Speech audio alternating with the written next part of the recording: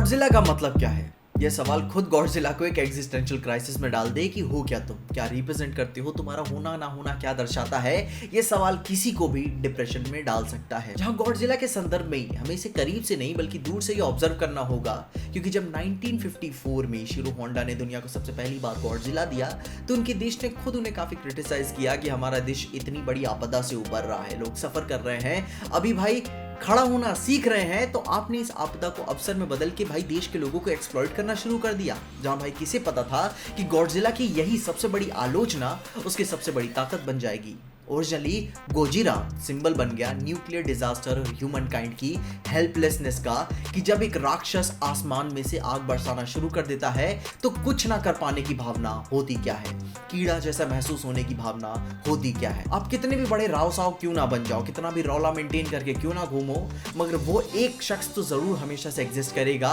जो आपको आपके घुटनों पे लाकर खड़ा कर देगा कि भाई आपकी औकात है क्या। एंड ये भाई कोई मासी मोमेंट वाला मसाला चीज नहीं है, it's a horror that represents the powerlessness, जो कि गैरेथ एडवर्ड की 2014 की गॉडजिला मूवी में काफी सही तरीके से कैप्चर हो भी पाए कि गॉडजिला कोई मासी हीरो नहीं है, वो एक खौफ है, वो एक डर है कि एक देवता है जिसकी पूजा होती है, इज्जत भी है, मगर जब वो लड़ते हैं वो टाइटन्स, तो भाई उनके टकराने से धरती कांप जाती है। And on a serious note, Godzilla का हीरो एंड एंटी हीरो बनना कभी भी काम नहीं करता, क्योंकि भाई प्याज अगर आधा सड़ा है तो उसे सड़ा प्याज ही मानते हैं। एंड वैसे भी गॉडजिला सड़ा हुआ है लेकिन अब अगर गॉडजिला की radio active nuclear power metaphor को मैन मेड डिजास्टर से ही जोड़ कर देखे तो भाई हमेशा गॉडजिला को कॉन्स्टेंटली एक अनस्टॉपेबल नेचर की फोर्स की तरह क्यों रिप्रेजेंट किया जाता है, जिसका भाई सही एग्जांपल 2019 के गॉडजिला से ही मिल जाता है कि जब इंसानों ने नेचर के साथ छेड़छाड़ करना शुरू की तो बाकी मूवटोस बाहर आ गए, मीनिंग की मैसिव अनआइडेंटिफाइड टेरेस्ट्रियल ऑर्गेनिज्म। जहां पे उस समय गॉडजिला क्या रिप्रेजेंट कर रहा था कि भाई वो दिखा रहा था कि अनइंटेंडेड कॉन्सिक्वेंसेस इंसानों को क्या झेलने पड़े क्लाइमेट चेंज के साथ, नेचर के साथ छेड़खानी करने के साथ। एंड आई मीन मूवी में लिटरली एक इको टेररिस्ट ग्रुप है जो बुरा करके अच्छा करना चाहती है, लेकिन और भी ज्यादा बुरा हो जाता है क्योंकि वो एक टेररिस्ट ग्रुप है, जहां ऊपर से गॉडजिला एक हॉरर के साथ साथ एक बैलेंसिंग फोर्स की तरह खुद को वहां पे रिप्रेजेंट करता है कि मैं तब तक सारी चीजें तबाह करता रहूंगा जब तक ऑर्डर रिस्टोर नहीं हो जाता, जो कि सिर्फ हमारे सर्वाइवल के लिए ही नहीं बल्कि उस टाइटन के जीवन के लिए भी बहुत जरूरी है। जहां फिर इन सारी कहानी को अंत में इन चीजों को उठा पलट के कैसे भी देख लो, गॉडजिला का बार बार जागना इंसानों के बोझ के उसके ऊपर दर्शाता है कि बहनचोद मैं चिल होके बैठा हुआ था, मगर बहन के लौड़े जब से ये आए हुए हैं सब इनको जानना है। भाई वो इंसानों का बोझ झेल रहा है गॉडजिला, जहां पे डर तो ये है कि गॉडजिला का किसी दिन मूड खराब हो जाए और वो इंसानों को ही मारने निकल पड़े कि मैं दिखाता हूं रंबलिंग क्या होती है, असली कुल के कुंडे तुम ही सब हो, पहले इनको मारना पड़ेगा। क्योंकि भाई गॉडजिला कभी भी पीछे नहीं हट पाता, वो पावर नैप ले चला जाएगा लेकिन भाई पूरी फोर्स के साथ आके मार देगा तुम्हें, वो कभी भी बैक डाउन नहीं करता। And I think that would be a great story line कि Godzilla loses his shit and बार बार इंसानों की वजह से जो समस्या खड़ी हो रही है फिर इंसानों को ही मारने वो निकल पड़े और फिर बाद में उसे रोकने के लिए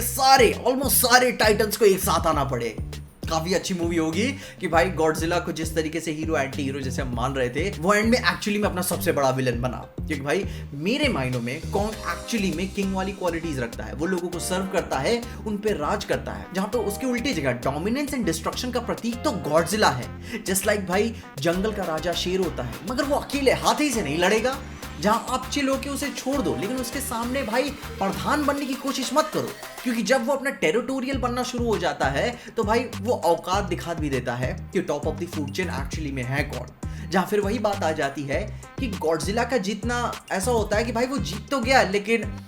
फिर मैं जा रहा हूं अब सोने, मेरे पास मेरी कोई गलती नहीं है, ये मेरे को भड़काया था, मैं मारा पीटी पटका पटकी कर लिया हूं, लेकिन राजोज मेरे से नहीं होता है। बाकी फिर बोलेंगे आपस में देख लो कैसे के राजपाट चलाना है, नेचर का ऑर्डर तो मैंने कर दिया है, लेकिन बाकी सारे कोई टाइटन्स तुम्हें मार दे तो मेरी ऐसे कोई बहुत भारी चीज नहीं हो जाए, क्योंकि गॉडजिला का राज करने का तरीका यही है, वो किंग ऑफ द मॉन्स्टर्स है, लेकिन उसके बाद किंग बनने के बाद अकाउंटेबिलिटी, जिम्मेदारी झांट बराबर। जहां वी हैव टू अंडरस्टैंड कि गॉडजिला की न्यूक्लियर डिजास्टर मेटाफोर को बार बार आप हर मूवी में यूज नहीं कर सकते। इवन जापान की गॉडजिला -1 मूवी भी सेम चीज, सेम फिलॉसफी को बार बार पब्लिक के सामने नहीं दिखा सकती, लोग गालियां देंगे, लेकिन इसका मतलब ये नहीं है कि आप हमेशा इन मॉन्स्टर्स को डम डाउन वेज में ही दिखाओ कि मासी पिक्चर है तो भाई क्या ही फर्क पड़ता है, क्योंकि भाई दुनिया में पर्सनल प्रोफेशनल पॉलिटिक्स त्रासदी बहुत ज्यादा है, हर साल कोई ना कोई नेचुरल डिजास्टर आती है एंड गॉडजिला उसका कांस्टेंट सिंबल बन सकता है कि कमजोर होना क्या होता है। आप कितनी भी तैयारी करने के बाद फेल होना क्या होता है कि आपके ऊपर जो एक टाइटन भगवान, एक अनस्टॉपेबल फोर्स एग्जिस्ट करता है, उनके सामने कीड़ा होना क्या होता है। ये चीज गॉडजिला सिखा सकता है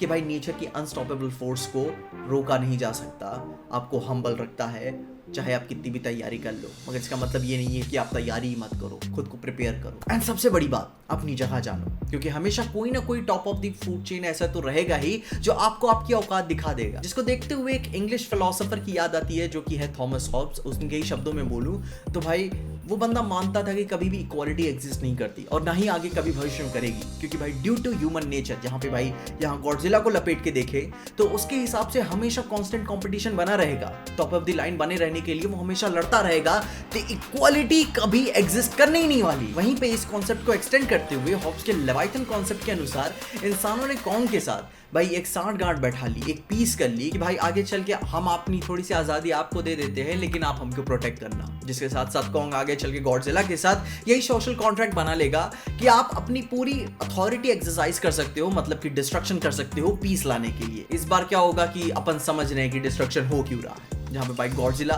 काफी इवॉल्व हुआ है अपनी पावर्स को लेकर। हमने देखा ही है कि वो कितना बैड एज होते हुए चला गया है। वहीं उसी के साथ साथ गॉडजिला की फिलॉसफी, उसकी पॉलिटिक्स, उसका सिंबलिज्म भी अपडेट होता हुआ आ रहा है। कहीं वो न्यूक्लियर डिजास्टर की वजह से, तो कहीं भाई वो क्लाइमेट चेंज की वजह से खुद को रिप्रेजेंट करता है। और कभी कभी वो इंसान को कमजोर होना महसूस कराता है कि एक्चुअली में कीड़ा होना होता क्या है एक टाइटन के कंपैरिजन में। बाकी अभी इस टॉपिक को यहीं रखते हैं। मे भी इस टॉपिक को अलग अलग क्षेत्रों में अपन डिवाइड करके आगे बढ़ेंगे। तुम अपने ओपिनियंस में जरूर बताना कि गॉडजिला या मॉन्स्टरवर्स की और भी पॉलिटिक्स के बारे में और तुम जानना चाहोगे, अपने ओपिनियंस में कमेंट जरूर बताना। बाकी वीडियो ऑलरेडी थोड़ी लंबी हो गई है, मैं इसे और नहीं खींचना चाहता, और तब तक के लिए मैंने